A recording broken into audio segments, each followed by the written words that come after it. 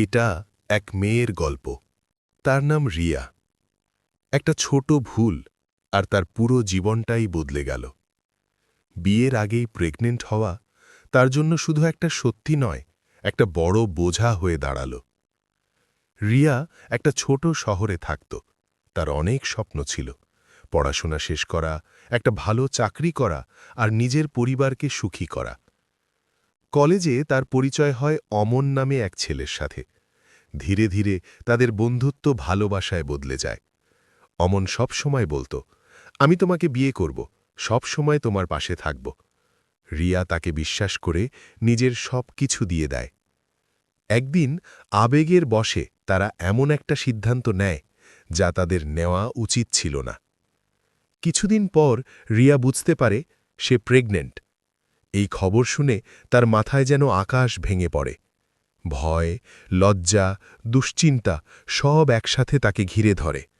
রিয়া অমনকে সব জানায়, কিন্তু অমনের উত্তর তাকে ভেঙে দেয়। এখন বিয়ে করা সম্ভব না, আমি প্রস্তুত না। রিয়া পুরোপুরি একা হয়ে যায়। যার ওপর সে সবচেয়ে বেশি ভরসা করেছিল সেই তাকে ছেড়ে চলে যায়। বাড়িতে কিছু বলার সাহস নেই, সমাজের ভয়, লোকের কথা সব তাকে ভেতর থেকে ভেঙে দেয়। প্রতিদিন রাতে সে চুপচাপ কাঁদে, নিজেকেই প্রশ্ন করে, এই ভুলটা কি শুধু আমার?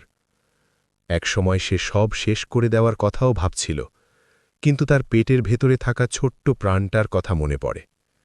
একদিন রিয়া সিদ্ধান্ত নেয়, আমি পালাবো না, আমি সত্যিটা মেনে নেব। সে তার মাকে সব খুলে বলে।